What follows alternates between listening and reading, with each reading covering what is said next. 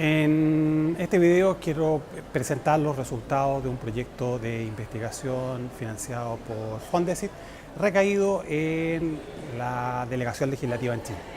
Para estos efectos voy a dividir la exposición en tres secciones: una primera sección introductoria, una segunda sección en la cual voy a presentar voy a hacer una división en periodos referidos a el proceso efectivo de delegación de la potestad legislativa en Chile, y finalmente presentar unas breves conclusiones. Como introducción hay tres temas que me parece importante destacar, resaltar. El primero de ellos es que la delegación de la potestad legislativa constituye una cuestión que ha sido desde siempre objeto de serias críticas. Y esto por una razón muy sencilla, por cuanto que uno de los poderes principales dentro de la separación de poderes concebida, pensada por Locke y por Montesquieu, delegue su poder, rompe con la lógica, con la estructura del sistema de separación de poderes.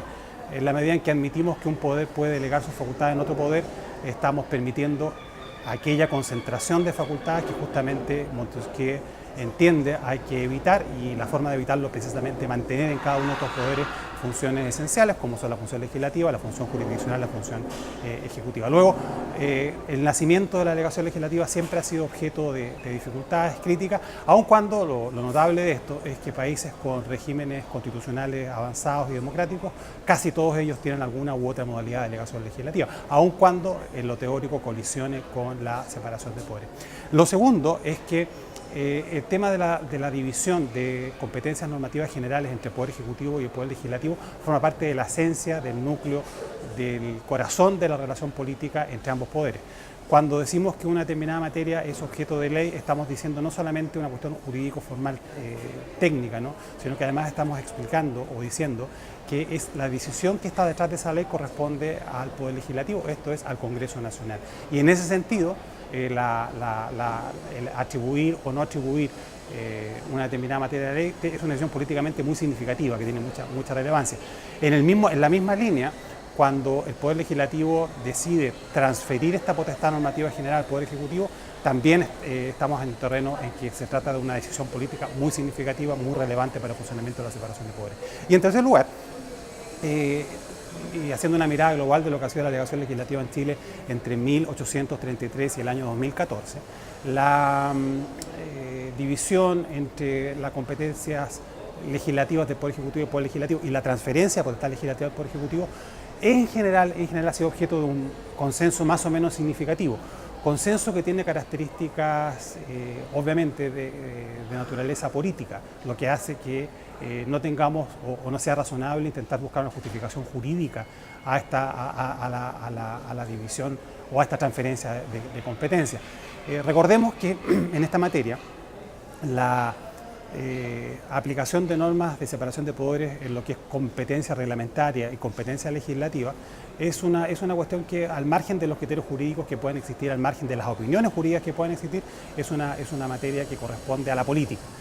Y si revisamos nuestra historia, especialmente entre los orígenes de nuestra independencia hasta el año 1980, claramente en esta materia ha existido una lógica política consensuada, con distintas características, con distintas modalidades, pero eso ha sido lo que ha imperado.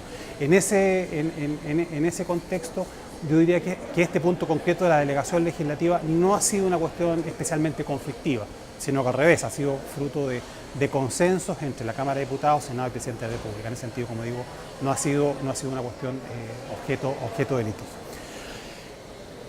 En un segundo lugar, me gustaría referirme al ejercicio de la potestad legislativa a lo largo de nuestra historia. Para esto voy a hacer una clasificación muy sencilla, que es a partir de las constituciones que han existido en Chile: la primera, la de 1833, la segunda, la de 1925, y la tercera, la de 1980. Comienzo entonces por lo que ha sido la delegación legislativa bajo estas tres constituciones. La primera constitución importante, la de 1833, en esta constitución no existían normas especiales sobre la delegación legislativa, sí sobre la concesión de facultades extraordinarias, una cláusula abierta para otorgar facultades extraordinarias. Bajo esta fórmula a partir de 1833 y hasta 1874, se dictaron 6 leyes de otorgamiento de facultades extraordinarias. Facultades extraordinarias que podían incluir la potestad legislativa, pero que en realidad eran más amplias que esa facultad legislativa. De estas 6 leyes, la más importante, sin ninguna duda, es la de 1837. En virtud de esta ley se dictaron 68 decretos que podemos denominar legislativos. Hay una confusión en este punto, porque habitualmente se piensa que este es el origen de la delegación legislativa en Chile y más o menos puede entenderse de esta manera. Sin embargo, es una cuestión coyuntural. En los inicios de la construcción del orden republicano habían muchas intenciones, ¿no?, de crear normas chilenas donde había leyes españolas. Y por supuesto el Congreso Nacional no tenía capacidad de elaborarlas. Luego la forma más normal de hacerlo era encomendar a un tercero o a alguien fuera del Congreso que elaborara esas leyes. Mariano Ogaña, que estaba en el gobierno hacia 1837, era ministro de Justicia, él mismo había trabajado en un proyecto de código procesal, ¿no?, un código procesal civil, y ese proyecto en definitiva no fue apoyado. En el momento en que el poder en Chile se concentra como consecuencia de algunas tensiones políticas internas e internacionales, recordemos que en esta época estalla la primera guerra contra la Confederación Perú-Boliviana, ¿no? A partir de esas tensiones se estima necesario concentrar el poder político en el presidente de la República. Esa concentración de poderes en el presidente de la República lleva a que el Congreso deje de funcionar prácticamente entre 1838 y 1839. Y en ese contexto es que Mariano Ogaña, aprovechando estas facultades extraordinarias, dicta una serie de normas que son leyes materiales, leyes que se refieren a normas de procedimiento, son conocidas como leyes marianas. Y claro, esto aparece como una labor de delegación legislativa, pero como digo, más bien coyuntural. Después de estas conocidas leyes marianas, en realidad no hay grandes ejercicios de la potestad legislativa delegada. Nos vamos a 1874. En 1874 se dicta una reforma constitucional que prohíbe las facultades extraordinarias, por lo tanto, a partir de ahí y hasta 1925 no tenemos facultades extraordinarias. Segundo periodo, 1925 en adelante. La elaboración de la Constitución de 1925 se discutió la posibilidad de incorporar legislación delegada, no se hizo, se decidió que no era pertinente hacerlo. De todas maneras, el 1 de enero de 1927 encontramos una primera ley delegatoria, es decir, ya 2 años después de haberse negado la posibilidad de delegación legislativa, ya en 1927 tenemos leyes delegatorias. Aquí yo distinguiría, al menos me parece pertinente, 3 periodos: entre 1927 y 1931, entre 1931 y 1970 y 1970 hasta 1973. En el periodo entre 1927 y 1931 nos encontramos ante el gobierno del general Ibáñez, un gobierno que quiere realizar reformas importantes, estructurales a la administración del Estado. Sigue en estas materias el mandato de una comisión norteamericana presidida por un profesor de Princeton, que es la famosa y conocida misión Kemmerer. Esta misión Kemmerer recomienda ordenar el gasto fiscal, y para esto adopta una serie de medidas relevantes en el ámbito de la organización de la administración pública y la fijación de salarios de cada uno de los funcionarios que forman parte de esta administración. Básicamente, el presidente Ibáñez lo que hace es dictar una serie de decretos con fuerza de ley que justamente lo que intentan hacer es ordenar la administración pública, fijar su orgánica, fijar algunas relaciones administrativas importantes y, por supuesto, fijar las plantas y remuneraciones de esas plantas. En este primer periodo inicial de la delegación legislativa, que es un periodo de introducción de una figura que no estaba prevista en la Constitución y que era cuestionada desde la doctrina, pero aceptada por los tribunales, se dictan alrededor de más de 700 decretos con fuerza de ley, lo que el sistema jurídico valida pese a todas las críticas, no pese a formalmente no estar reconocido. En el periodo que sigue, que va entre 1931 y el año 1970, nos encontramos con una práctica institucionalizada, una práctica que no está prevista en la Constitución. Hay un número importante de decretos con fuerza de ley en el periodo. Las prácticas en estas materias varían mucho de un presidente a otro. Hay presidentes que prácticamente no hacen uso de la delegación legislativa, como Arturo Alessandri, como Pedro Aguirre Cerda, como Gabriel González Videla, como Juan Antonio Ríos. Y por otro lado, otros presidentes que hacen un uso intensivo de la delegación legislativa, como pueden ser el mismo Ibáñez del Campo en su segundo mandato, el presidente Jorge Alessandri Rodríguez, que pese a tener algunos reparos con la figura, la utilizó con alguna frecuencia, y el presidente Eduardo Frei. Jorge Alessandri Rodríguez y Carlos Ibáñez más o menos dictaron alrededor de 200 decretos con fuerza de ley cada uno, y el presidente Frei cerca de 100. Sin embargo, en el caso del presidente Frey hay una serie de decretos con fuerza de ley dictados a propósito de la reforma agraria, cuyo número, si los consideramos dentro de decretos con fuerza de ley, hace subir el número a cerca de 700 decretos con fuerza de ley. Esos son los 3 presidentes en este periodo que tienen mayor cantidad de decretos con fuerza de ley. ¿Cuáles son los contenidos de estos decretos con fuerza de ley? Se sigue la tendencia anterior en el sentido de dictar decretos con fuerza de ley en el ámbito de la organización de la administración pública. Hay muchos decretos con fuerza de ley que reorganizan las plantas, asignan salarios, en fin, contribuyen al crecimiento y desarrollo de la administración pública. Subrayo aquí que hay una cuestión, un pequeño detalle que creo que es importante entenderlo. Nuestra administración pública, y esto es una respuesta que se viene acentuando en el siglo XX, para la solución de determinados problemas políticos, sociales, económicos fuertes, lo que tiende a hacer es constituir o establecer nuevos órganos. Más que reformar los existentes, más que intentar una política pública a través de vías no orgánicas, ¿no? A través de otro tipo de respuestas, una respuesta clásica de nuestra administración es generar nuevos órganos. Y claro, la creación de un nuevo órgano, una vez acordada, se entrampa en una serie de discusiones acerca del personal, las plantas, la cantidad de personas que van a trabajar, las remuneraciones. Y en ese sentido parece ser que la respuesta que encontramos con mayor frecuencia entre 1931 y 1970 es una respuesta de delegación legislativa. Esto es, estamos de acuerdo en que crear un determinado órgano porque está un determinado problema económico, social o político, y ese órgano, si bien estamos de acuerdo que lo vamos a crear, el detalle, su organización interna, queda todo en manos del poder ejecutivo. En 1970 se constitucionaliza la delegación legislativa, una reforma constitucional que forma parte de las grandes reformas de la Constitución introducida en el año 1970, previas a la asunción al poder del presidente Salvador Allende.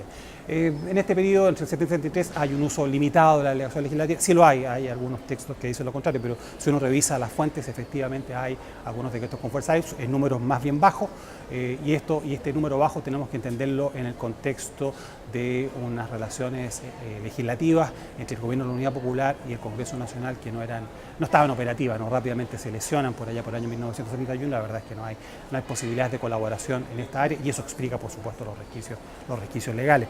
La mayor parte de los decretos con fuerza de ley dictados en este periodo corresponden a leyes delegatorias dictadas con anterioridad a la asunción del presidente Salvador Allende. Y me salto, para ir terminando, al periodo que viene después de la Constitución de 1980 y en particular me refiero a las leyes delegatorias a partir de marzo de 1990, a partir de 11 de marzo de 1990 hasta el año 2014.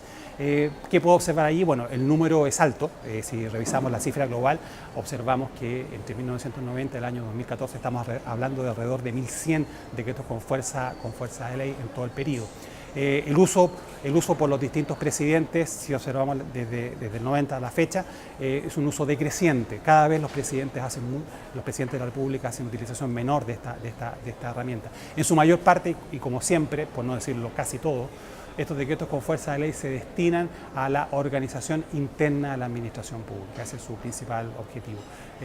Grandes fechas aquí, por ejemplo, son la reforma del régimen municipal, hay una reforma del sistema de salud que también es significativa en términos cuantitativos. Una buena parte de los decretos con fuerza de ley tienen que ver con la organización del sector salud, del régimen interior y también en su momento del sector educación.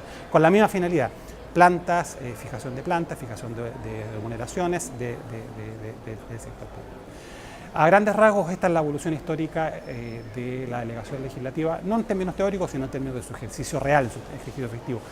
Es una fuente del derecho importante y en lo cuantitativo muy relevante. Algunas conclusiones para ir terminando. Si observamos lo que ha sido la delegación legislativa en Chile entre 1833 y el año 2014, lo que observamos es más bien una autorización legislativa. No es que el Congreso Nacional encargue al presidente de la República la regulación de una determinada materia, más bien autoriza al presidente de la República para que legisle. Y el presidente, con estas leyes delegatorias amplias, lo que hace es hacer uso de sus potestades normativas transferidas en la medida que lo estima conveniente para su programa político. Distingo la autorización de la delegación porque Propiamente la delegación es un instrumento de colaboración legislativa en el cual el Congreso Nacional, ante una determinada materia, y eso lo insiste la reforma de 1970 y lo repite la Constitución de 1980, ante una determinada materia concreta, específica, determinada, ¿no? Le encarga al Ejecutivo que regule esa materia. Es una figura distinta, es un encargo concreto y específico y no una autorización, que es lo que observamos a lo largo de nuestra historia. Un aspecto adicional con el cual ya me gustaría ir terminando es que una buena parte de estas delegaciones han recaído en un ámbito que podría considerarse propio del Poder Ejecutivo. Esto es, el Legislativo le delega al Poder Ejecutivo algunas atribuciones que dicen relación con su organización interna. En la política nadie discute que el Poder Judicial tiene cierta capacidad organizativa propia interna, ¿no? Nadie discute que el Congreso Nacional tiene una capacidad organizativa interna conforme a sus propias necesidades o a sus propios requerimientos. Pues bien, cuando hablamos de decretos con fuerza de ley, nos estamos refiriendo a la capacidad o a la autorregulación del Poder Ejecutivo de su propia organización interna. Por supuesto tiene más implicancia porque tiene que ver con políticas públicas de las dimensiones que corresponden al Poder Ejecutivo, ¿no? En ese sentido hay un elemento a favor del argumento de plantearlo esto como reserva legal. Sin embargo, estamos en el terreno de la organización interna del Poder Ejecutivo, de aquello que hace el Poder Ejecutivo para cumplir sus propios fines, que es la ejecución de la ley, ¿no? Luego, no es una delegación de aquellas que uno pensaría corresponden de manera más exacta con la idea de delegación. Y la última idea que creo importante plantear es que con esta evolución hemos dejado de lado la posibilidad de desarrollar mecanismos colaborativos en materia legislativa entre el Congreso Nacional y el Presidente de la República. La delegación es una herramienta, tal como está considerada la Constitución, tremendamente dúctil, tremendamente flexible, ¿no? En la cual el Congreso Nacional puede encomendar una determinada materia para su regulación por Ejecutivo y puede fijar las condiciones que estime pertinentes, las condiciones que considere necesarias. En otros países la delegación funciona así y es un modelo, como digo, colaborativo de actividad legislativa. Pudiese pensarse que en nuestro país estamos muy lejos de modelos colaborativos, pero si vemos lo que es aquello que a través de los medios de comunicación se conoce como leyes cortas, las leyes cortas usualmente son modelos colaborativos, ¿no? En los cuales, frente a un proyecto de ley de envergadura, el Congreso Nacional restringe la discusión a unos determinados temas y a partir de esa restricción se comienza a debatir solamente sobre aquellos aspectos que se estiman imprescindibles para avanzar la reforma de un determinado sector, ¿no? Eso es un modelo colaborativo que funciona fuera del ordenamiento jurídico. Creo que la delegación legislativa entrega herramientas para incorporar este modelo colaborativo dentro de las herramientas propias del proceso legislativo, y creo que con algún grado de mayor precisión, con algún grado de mayor transparencia que el actual sistema, en el cual todo esto está fuera del régimen constitucional, ¿no? Esto es lo que quería plantear, espero que haya sido inteligible, ¿no? Aquello que he tratado de resumir en estas pocas palabras.